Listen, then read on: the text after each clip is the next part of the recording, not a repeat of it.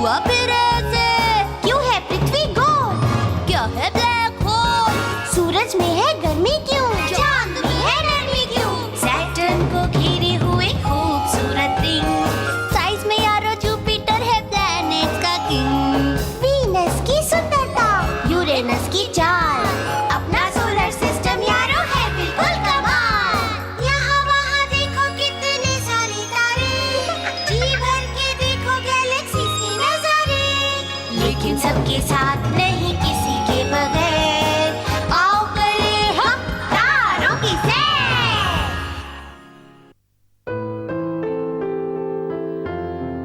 टिमटिमाते तारों से भरा ये सुंदर आकाश अक्सर हम देखते हैं, लेकिन ये तारे टिमटिमाते कैसे हैं? इस प्रयोग के जरिए हम यही समझने की कोशिश करते हैं।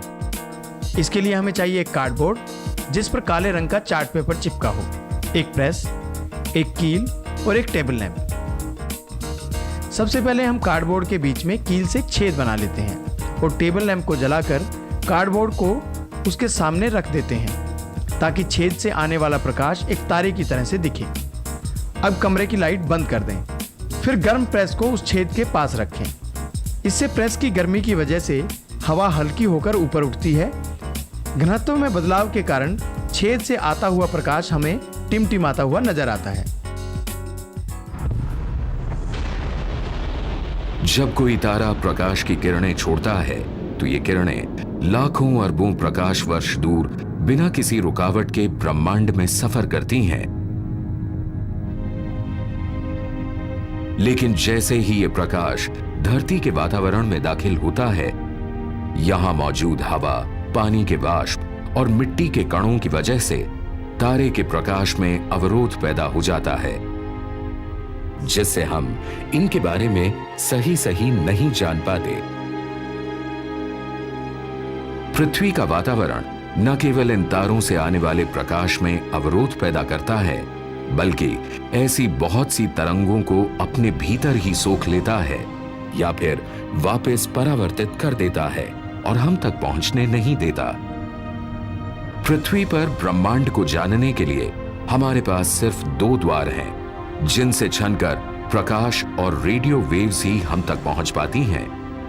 इलेक्ट्रोमैग्नेटिक स्पेक्ट्रम की दूसरी तरंगें पृथ्वी के वातावरण द्वारा सोख ली जाती हैं, जिसकी वजह से आकाश का एक बहुत बड़ा हिस्सा हमारे लिए अदृश्य था, जिससे हम ब्रह्मांड के बारे में सही नहीं जान पाते थे।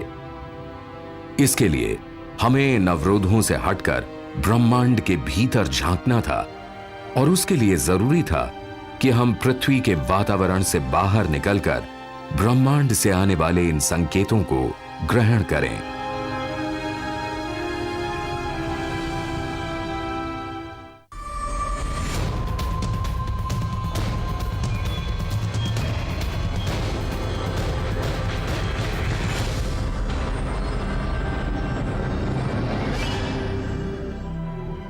इलेक्ट्रोमैग्नेटिक स्पेक्ट्रम में प्रकाश और रेडियो तरंगों के अलावा गामा किरणें, एक्स-रेज, अल्ट्रावायलेट, इंफ्रारेड, माइक्रोवेव किरणें भी हैं, जिनकी नजर से इस ब्रह्मांड को देखा जा सकता है। पिछले लगभग 60 सालों से हमने इन तरंगों की निगाह से ब्रह्मांड का वो रूप तैयार किया है जो हमारी कल्पनाओं से परे था।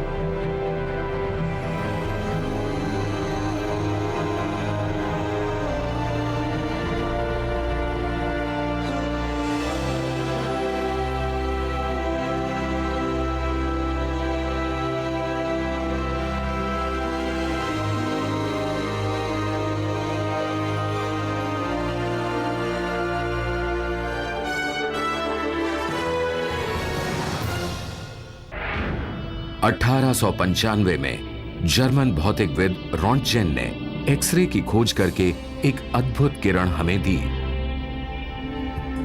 ऐसी किरणें जिन्हें हम विजुअल इमेज में बदल सकते थे। आज चिकित्सा विज्ञान में एक्सरेज को मानव शरीर के आंतरिक अंगों के प्रतिबिंब जानने के लिए उपयोग किया जा रहा है। अस्पताल में एक्सरे पैदा करने के लिए एक्सरे मशीन में हाई वोल्टेज बिजली का प्रयोग किया जाता है। शायद उस समय किसी ने सोचा भी नहीं होगा कि ब्रह्मांड में भी ऐसे पिंड हैं जो एक्स-रेज पैदा कर रहे होंगे और जिनके जरिए ब्रह्मांड के बारे में और अधिक जाना जा सकता है। पृथ्वी के वातावरण से बाहर झांकने के लिए हमें ऐसी तकनीक की जरूरत थी जो हमें इस वातावरण से बाहर तक ले जाए।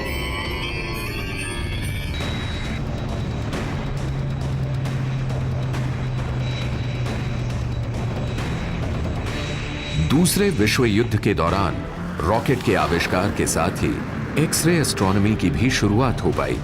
1947 में अमेरिका ने एक जर्मन रॉकेट V2 से धरती से लगभग 160 किलोमीटर ऊपर जाकर सूर्य की पहली तस्वीर ली। ये तस्वीर एक्सरे कैमरा से ली गई थी। हालांकि ये तस्वीर बहुत साफ नहीं थी, लेकिन इसने ये साबित कर दिया था कि सूर्य से एक्सरे किरणें निकल रही हैं। सूर्य के कई ऐसे हिस्से हैं जो गर्म हैं। अमेरिकन ऑर्बिटल अंतरिक्ष स्टेशन स्काईलैब ने इस गुत्थी को सुलझाने की कोशिश की और वह सफल भी हुआ। उसके परीक्षण ने दर्शाया कि एक्स-रेज के स्रोत सूर्य के उच्च क्रियाशील भागों से ज्यादा मिल रहे थे, जैसे सनस्पॉट्स और सोलर फ्लेयर्स।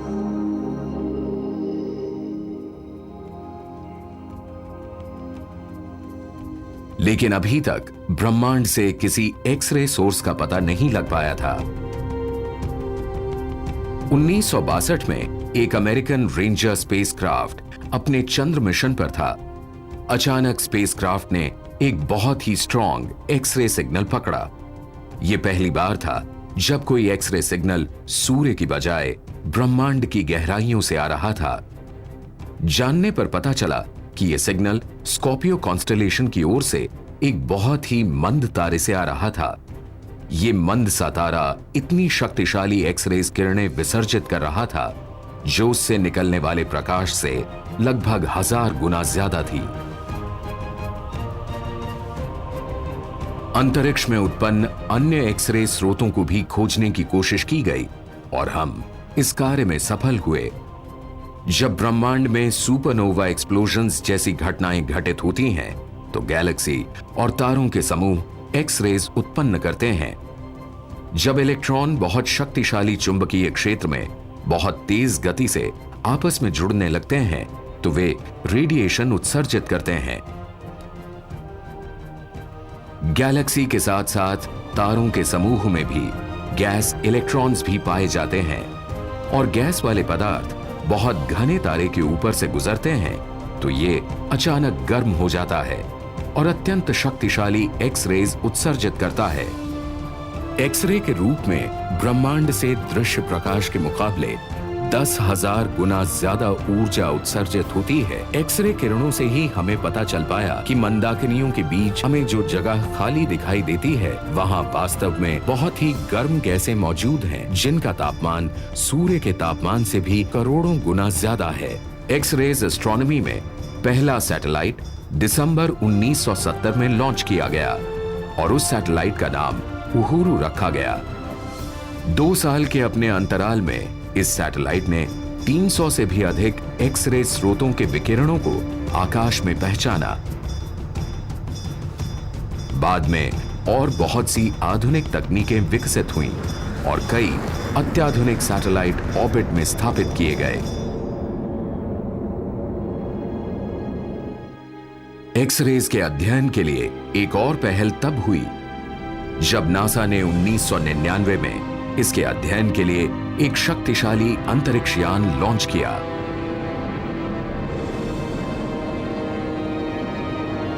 जिससे एक्स-रेज एस्ट्रोनॉमी में एक क्रांति लाने की आशा की गई। भारत के लिए यकीनन ये अविस्मरणीय था, क्योंकि भारतीय नोबेल पुरस्कार विजेता स्वर्गीय सुब्रमण्यम चंद्रशेखर के नाम पर इसका नाम चंद्र एक्स-रे ऑब्जर्वेटरी रखा गया। चंद्रशेखर तारों की उत्पत्ति के बारे में किए गए महत्वपूर्ण कार्यों के लिए जाने जाते हैं। ये है नासा का स्पित्जर स्पेस टेलीस्कोप, जिसे नासा ने अगस्त 2003 में लॉन्च किया। ये टेलीस्कोप इंफ्रारेड की मदद से काम करता है और इसने डस्टिक यूनिवर्सल का नजारा दिखाया।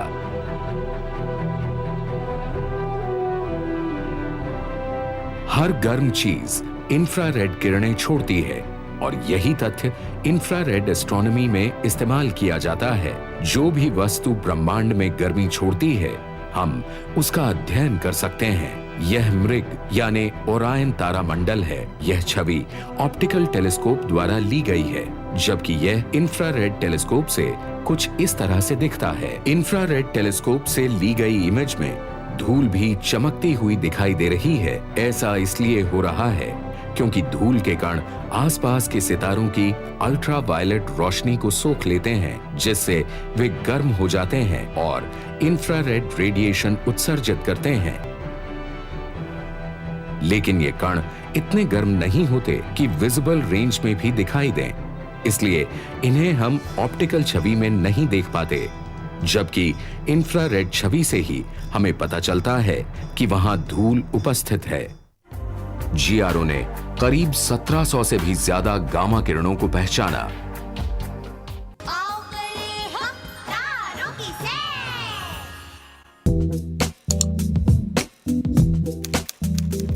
3 million people have now given the thumbs up to Rajya Sabha television. RSTV's growth has been phenomenal, with the journey from 2 million to 3 million being completed in less than 6 months. That's over 6,200 new subscribers every day. Our online viewers are engaging with us more actively. Every day, thousands like, share and comment on our videos. So come and join this growing tribe of RSTV viewers and get ready for an exciting journey.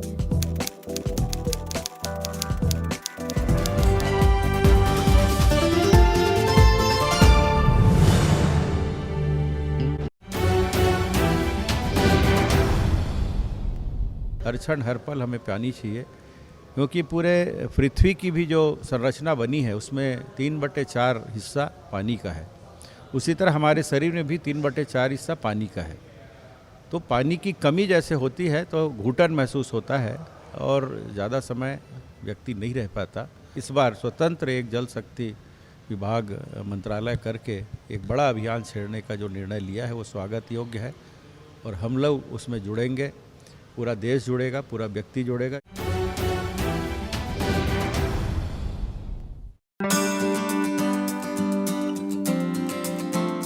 What is Panel of Vice Chairman? Panel of Vice Chairman in Rajya Sabha consists of senior MPs. In the absence of presiding officers, a member from the Panel of Vice Chairman presides over the proceedings of the House.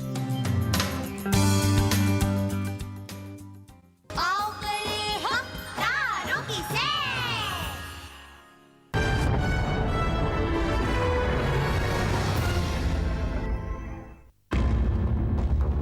वायुमंडल में electromagnetic spectrum की विभिन्न पट्टियों के प्रमाण मिले हैं।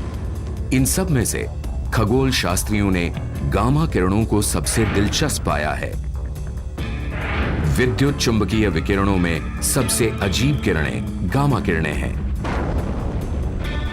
और वे इस बात का प्रमाण देती हैं कि सुंदर ब्रह्मांड में विनाशकारी विघटन की प्रक्रियाएं चल रही हैं। 1903 में ब्रिटिश भौतिकविद अर्नेस्ट रदरफोर्ड ने इन किरणों को गामा किरणों का नाम दिया। ये रेडियोधर्मी तत्वों में से उत्पन्न होने वाले तीनों प्रकार के विकिरणों में सबसे तेज ऊर्जा उत्पन्न करने वाली होती हैं। उदाहरण के लिए गामा किरणें तारों के अंदर परमाणुओं के मिलने से उत्पन्न होने वाले प्रकाशीय तत्वों से उत्पन्न होती हैं, या फिर सुपरनोवा के विघटन से जब भारी तत्वों का निर्माण होता है।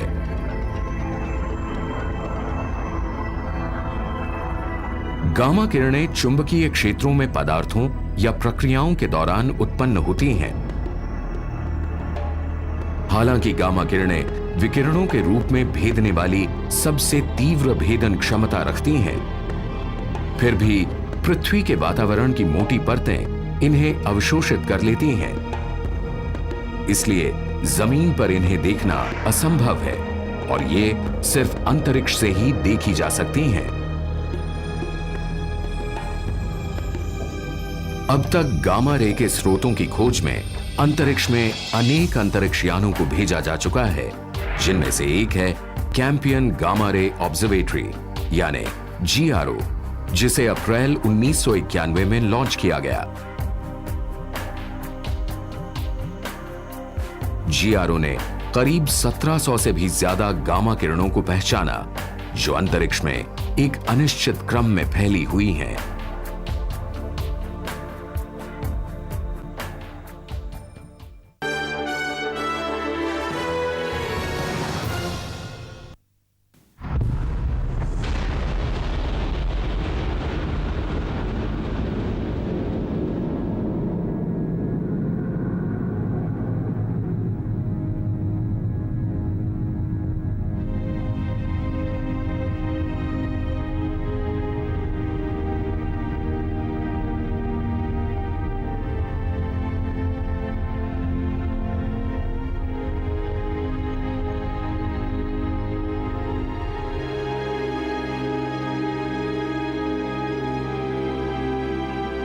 आकाश का ये सुंदर नजारा हम देख पा रहे हैं हबल स्पेस टेलीस्कोप की नजर से।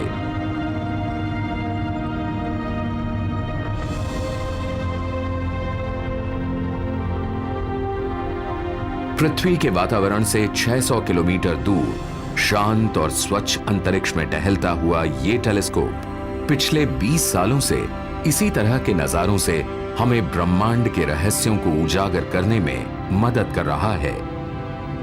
हबल टेलीस्कोप अल्ट्रावायलेट और नियर इंफ्रारेड लाइट भी देख सकता है, जिसे धरती से टेलीस्कोप नहीं देख सकते, क्योंकि ये तरंगे धरती पर पहुंचने से पहले ही वातावरण द्वारा सोख ली जाती हैं। हबल टेलीस्कोप में इस्तेमाल होने वाला मिरर बहुत छोटा, लगभग 2.4 मीटर का है, लेकिन ये ब्रह्मांड की काफी साफ साफ तस्वीरें देता है।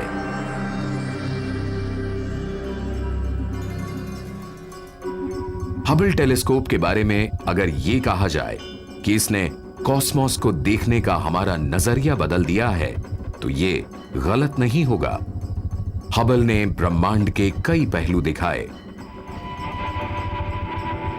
जहां एक तरफ इसने मार्स यानी मंगल पर होने वाले मौसमी परिवर्तन को दिखाया, वहीं दूसरी तरफ जुपिटर पर होने वाले कॉमेट्री टकराव की खोज की।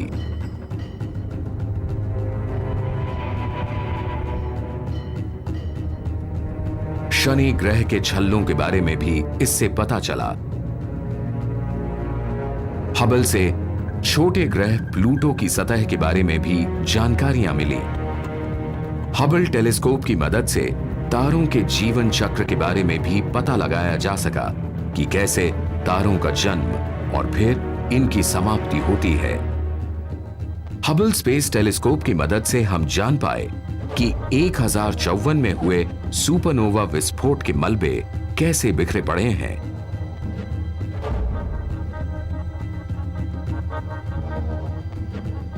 और नेबुला की कोख में सितारे कैसे जन्म ले रहे हैं।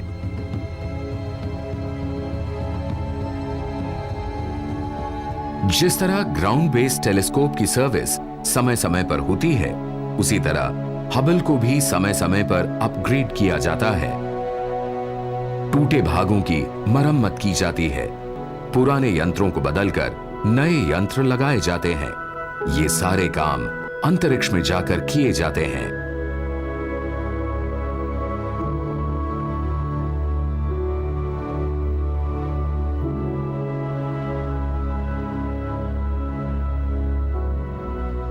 सात मार्च 2009 को नासा ने स्पेस में केपलर मिशन भेजा।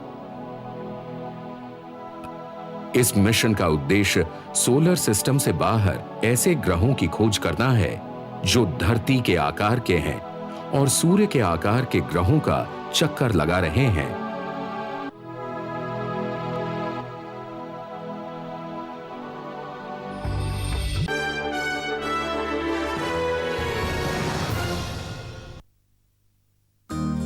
22 अक्टूबर 2008 का दिन हमारे देश के लिए स्वर्णिम दिन था। इसी दिन Indian space research organisation ISRO ने चंद्रयान 1 को लॉन्च किया। 2, 1, 0, +1। हमारा चंद्रमा पर पहुंचने का सपना साकार हुआ। ये भारत का प्रथम मिशन है जिसने पृथ्वी की कक्षा से बाहर निकलकर सुदूर अंतरिक्ष में यात्रा की। 8 नवंबर 2008 को इसे लूनर ऑर्बिट में सफलतापूर्वक इंसर्ट किया गया। भारत भी उन गिने चुने देशों में शामिल हो गया जो चांद की ओर कदम बढ़ा चुके हैं। भारत के स्पेस प्रोग्राम के लिए ये एक मील का पत्थर साबित हुआ। 29 जनवरी 2009 को चंद्रयान 1 ने 100 दिन पूरे किए। हालांकि 10 महीनों बाद इसका संपर्क नहीं रह पाया, लेकिन इस दौरान इसके साथ भेजे गए नासा के प्रोब द्वारा चंद्रमा पर पहली बार पानी के होने की जानकारी मिली, जो कि चंद्र अभियान के इतिहास में एक बड़ा कदम है। आओ करें हम तारों की सैर। A committee formed by the Reserve Bank of India to look for the development of the housing finance securitization market submitted its report to Governor Shaktikant Das. Pooling of similar loans, right? Like once we get proper data, this pooling process will be easier. Okay, so that is what is recommended by this report. Committee has suggested a three-pronged strategy. One is the originator, the banks who have given loan. Second is the investor who will provide funds, who will buy the mortgage-based securities. And third is the facilitator, which is one special purpose vehicle. We need to know that how we are looking at a particular pool which is similar in nature. So homogeneous group can be identified only if we have the right kind of data. And this will help in capturing the data in a standard format, which will make it possible to actually provide the right type of data.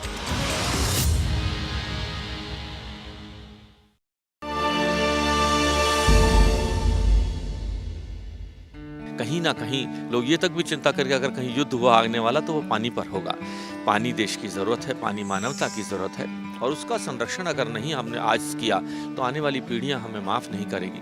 आइए संकल्प लें, हम सबका ये धर्म है, हम फर्ज है कि हम जिन 5 अवयवों की पूजा करते हैं आज उसमें जल भी एक है, और उस जल को, हमारी नदियों को अपनी उन भावनाओं के तर्पण के साथ जल संरक्षण का संकल्प लें और इस संकल्प को और लोगों तक भी आगे ले जाएं। आओ करें हम तारों की सैर। स्पेस में ऑब्जर्वेटरी स्थापित करके ब्रह्मांड के बारे में जानने के लिए बहुत सी परियोजनाएं तैयार की जा रही हैं, जो ब्रह्मांड की और गहराई से परतें खोलेंगी। उन्हीं में से एक है जेम्स वेब स्पेस टेलीस्कोप, जो एक स्पेस इंफ्रारेड ऑब्जर्वेटरी है। ये हबल स्पेस टेलीस्कोप से 17 गुना ज्यादा संवेदनशील होगा। ये -233 डिग्री सेंटीग्रेड पर भी काम कर सकेगा। जहां हबल टेलीस्कोप पृथ्वी से 600 किलोमीटर की दूरी पर है, वहीं जेम्स वेब स्पेस टेलीस्कोप को हमारे ग्रह से 1.5 मिलियन किलोमीटर की दूरी पर स्थापित किया जाएगा।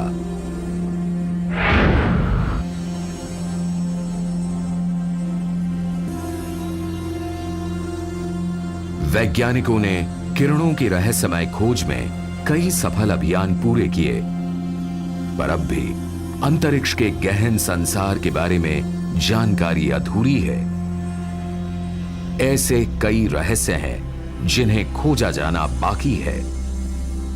आज इंजीनियर्स आधुनिकतम टेलीस्कोप बनाने के प्रयास में दिन रात जुटे हुए हैं, ताकि भविष्य में ब्रह्मांड के कुछ और रहस्य खुल सकें, कुछ और अद्भुत नजारे दिख सकें।